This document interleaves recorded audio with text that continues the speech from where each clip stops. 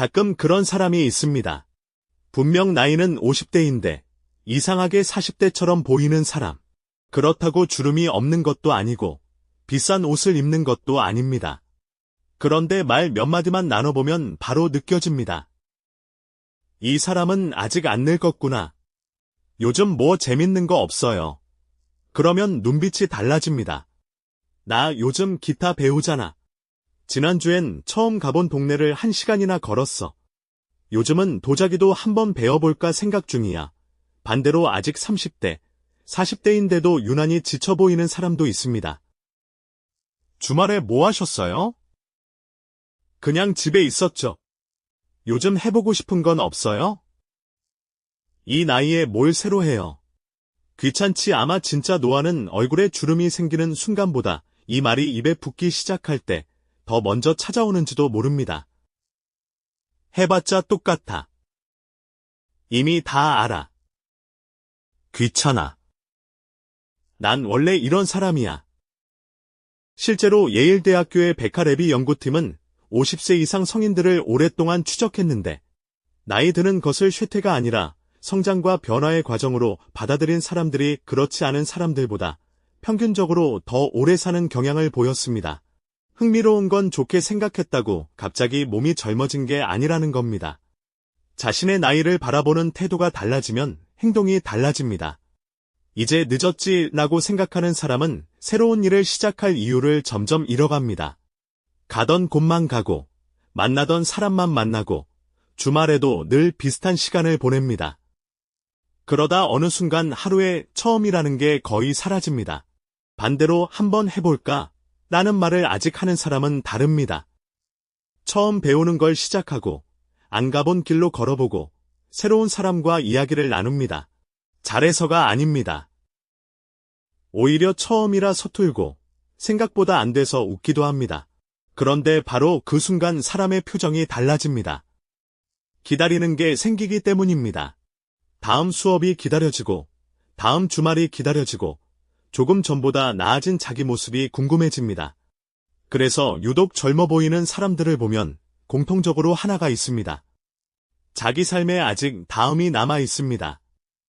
칼 융은 인생을 하루에 비유하면서 인생의 오후를 오전과 똑같은 방식으로 살 수는 없다고 말했습니다. 젊었을 때는 더 많이 벌고 더 높은 곳으로 올라가고 누군가에게 인정받는 일이 중요했을 수 있습니다. 그래서 늘 이런 생각을 하며 살았습니다. 이번엔 꼭 승진해야지. 조금만 더 벌어야지. 남들보다 뒤처지면 안 돼. 그런데 어느 정도 시간이 지나면 상황이 조금 달라집니다. 회사에서 인정도 받았고 해야 할 책임도 많이 해냈습니다. 그런데 어느 날 후배가 묻습니다. 부장님은 요즘 뭐가 제일 재밌으세요?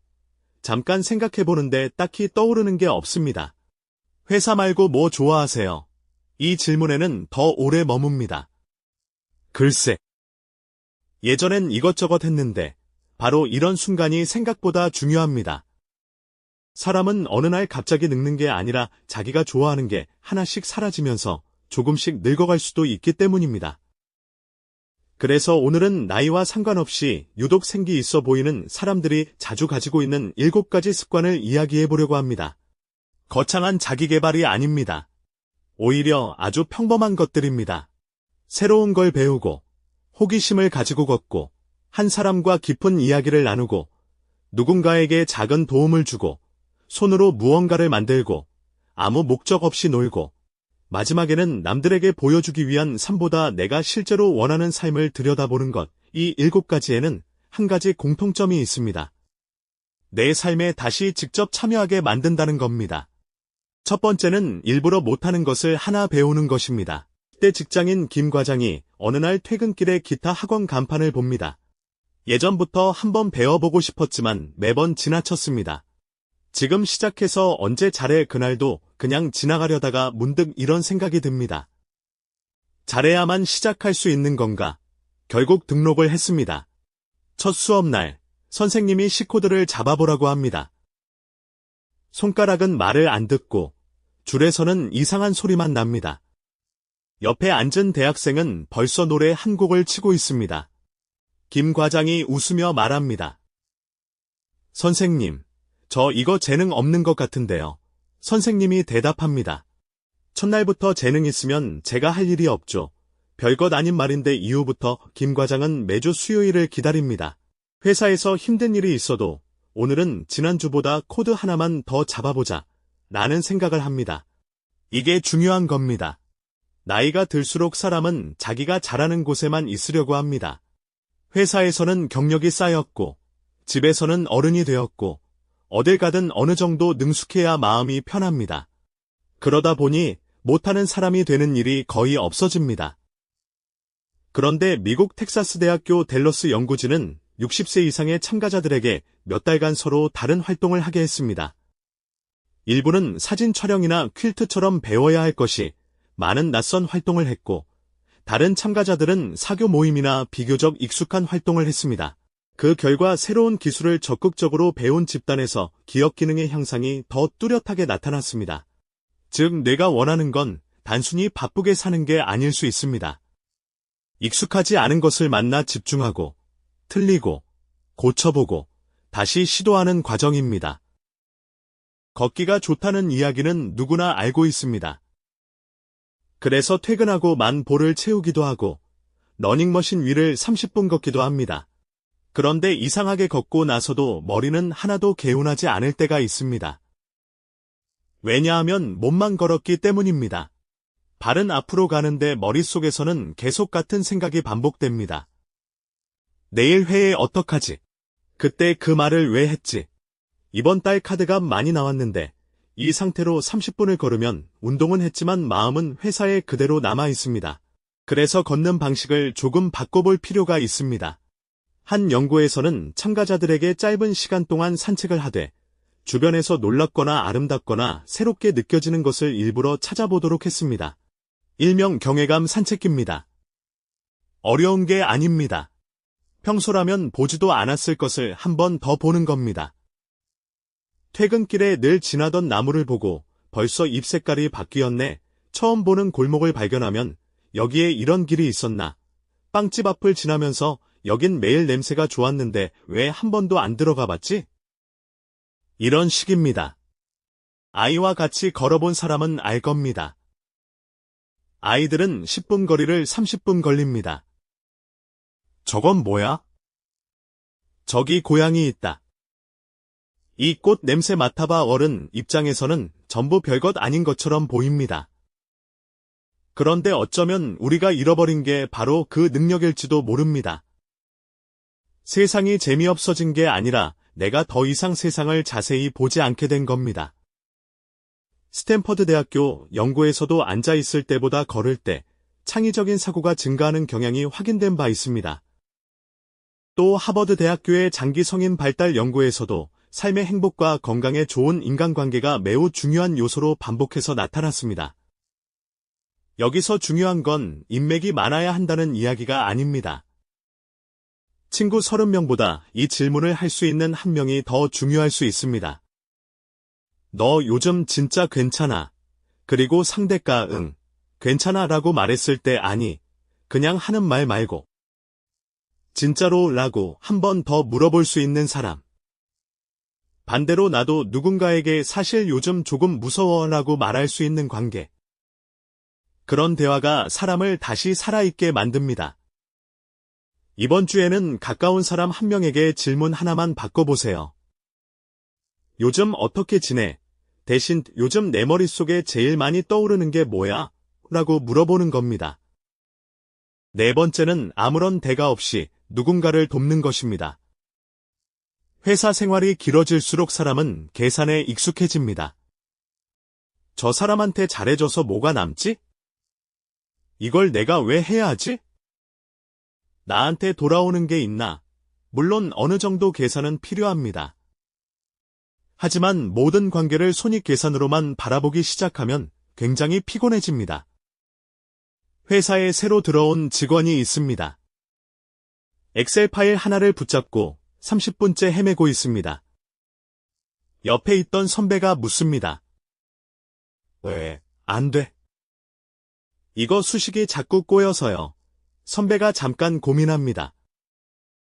자기 일이 아닙니다. 그냥 지나가도 됩니다.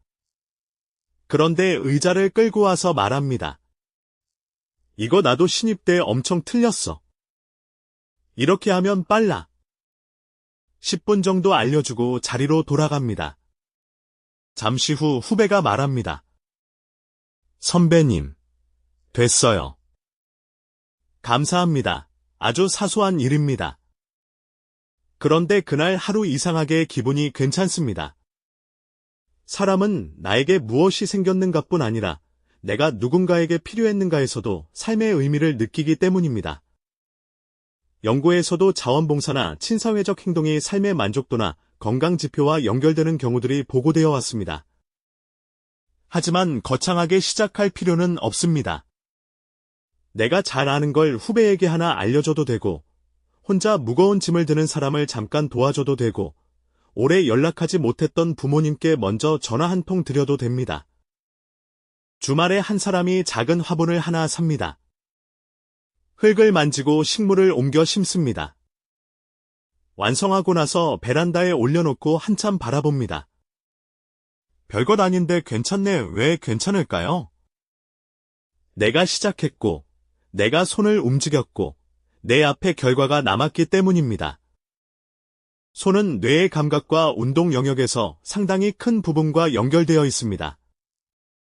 우리가 손으로 무언가를 만들 때는 눈으로 보고, 손을 움직이고, 결과를 확인하고, 틀리면 바로 수정합니다. 이 과정에서 생각은 줄고 현재에 집중하게 됩니다. 심리학자 미하이 칙센트미하이가 이야기한 몰입 역시 명확한 목표와 즉각적인 피드백, 적절한 난이도가 있을 때 잘 일어납니다. 6번째는 아무런 목적 없이 노는 것입니다. 이 말을 들으면 바로 이런 생각이 떠오를 수 있습니다. 그럴 시간이 어디 있어?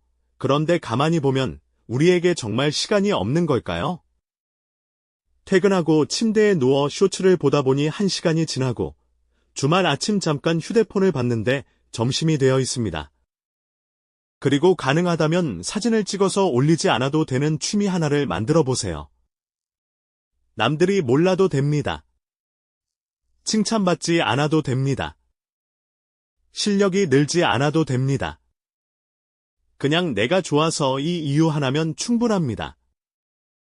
유독 젊은 사람들에게는 이렇게 아무도 평가하지 않는 즐거움이 하나쯤 남아 있습니다. 마지막 7번째는 남에게 보여주기 위한 삶에서 조금씩 빠져나오는 것입니다. 친구들을 만나면 자연스럽게 비교가 시작됩니다. 누구는 이번에 집 샀다더라. 누구 아들은 대기업 들어갔다더라. 걔는 차 바꿨던데 집에 돌아와 괜히 자기 삶을 한번 훑어봅니다. 나는 잘 살고 있는 건가? 그리고 다음날 필요하지도 않았던 물건을 찾아보거나 남들에게 보여줄 만한 목표를 하나 더 세웁니다. 문제는 그렇게 살다 보면 정작 중요한 질문을 잊는다는 겁니다. 그래서 나는 뭘 좋아하지? 어느 50대 남성이 친구들과 골프 모임에 몇 년째 나갑니다. 친구들은 골프 이야기만 나오면 신이 납니다. 그런데 그는 사실 골프가 재미없습니다. 그냥 모임에서 빠지면 뒤처질 것 같아서 다들 하니까 계속 따라다닌 겁니다. 어느 날 아내가 묻습니다. 당신은 골프가 그렇게 좋아? 한참 생각하다가 말합니다. 사실 별로 안 좋아해. 그럼 뭐가 좋은데? 대답이 바로 나오지 않습니다. 그 질문을 너무 오랫동안 자기 자신에게 하지 않았기 때문입니다. 칼 융은 사회가 요구하는 모습만 따라가는 것이 아니라 자기 자신이 누구인지 알아가는 과정을 중요하게 봤고, 이를 개성화라는 개념으로 설명했습니다. 나이가 들수록 중요한 질문은 남들이 나를 어떻게 볼까? 에서 나는 어떤 삶을 살고 싶은가? 으로 조금씩 바뀌어야 한다는 겁니다. 그런데 이 질문은 혼자 있는 시간 없이는 잘 들리지 않습니다. 그래서 아주 간단한 방법 하나를 추천합니다. 오늘 밤 노트를 펴고 3줄만 적어보세요. 오늘 가장 기분이 좋았던 순간은 언제였는가? 오늘 가장 불편했던 순간은 언제였는가? 그리고 지금 내가 정말 원하는 건 무엇인가? 처음에는 대답이 별것 없을 겁니다. 그냥 쉬고 싶다. 회사 가기 싫다. 돈 걱정 안 하고 싶다. 괜찮습니다. 그 다음에 한 번만 더 물어보세요. 왜 쉬고 싶은지, 왜 회사가 그렇게 싫은지, 왜 돈이 필요하다고 느끼는지. 계속 들어가다 보면 생각보다 구체적인 마음이 나옵니다. 사실 인정받지 못하는 게 힘들었구나. 내가 원하는 건 돈보다 시간일 수도 있겠구나. 나는 사람 많은 곳보다 혼자 만드는 일을 좋아했구나. 자기를 알아갈수록 이상하게 남의 삶이 덜 부러워집니다. 내가 어디로 가고 싶은지 아는 사람은 다른 사람이 얼마나 빨리 달리는지 계속 확인할 필요가 없기 때문입니다. 오늘 이야기한 7가지를 다시 한번 정리해 보겠습니다. 첫째, 일부러 못하는 것을 하나 배우는 것. 둘째, 스마트폰을 내려놓고 호기심을 가지고 걷는 것. 셋째, 잡담 하나를 줄이고 한 사람과 깊은 대화를 나누는 것. 넷째, 아무런 대가 없이 누군가에게 작은 도움을 주는 것. 다섯째, 손을 움직여 눈에 보이는 결과물을 하나 만드는 것. 여섯째, 아무 성과도 바라지 않고 순수하게 재미있는 일을 하는 것. 그리고 일곱째, 남들에게 보여주는 삶이 아니라 내가 원하는 삶이 무엇인지 계속 묻는 것입니다. 그런데 이 7가지를 자세히 보면 사실 전부 같은 이야기입니다. 삶에서 구경꾼이 되지 않는 것입니다. 반대로 사람을 빨리 늙게 만드는 말들은 의외로 비슷합니다. 귀찮아. 됐어. 뻔하지. 해봤자 뭐가 달라져. 이 나이에 무슨 이 말이 늘어날수록 세상과 연결되는 문이 하나씩 닫힙니다. 새로운 사람을 만나지 않고, 새로운 일을 하지 않고, 새로운 곳에 가지 않고, 새로운 생각도 받아들이지 않습니다. 그러니 오늘 7가지를 다 하려고 하지 마세요. 딱 하나만 골라보세요. 몇 년째 미뤄온 걸 한번 배워봐도 좋고, 집에 돌아가는 길을 받고 15분만 걸어봐도 좋습니다. 친한 사람에게 연락해서 요즘 진짜 어떻게 지내? 라고 물어봐도 좋고, 집에 있는 재료로 처음 만들어보는 요리를 해도 좋습니다. 새로운 걸 배우기, 산책하기, 깊은 대화하기, 누군가 돕기, 손으로 만들기, 아무 목적 없이 놀기, 그리고 내 마음을 들여다보기.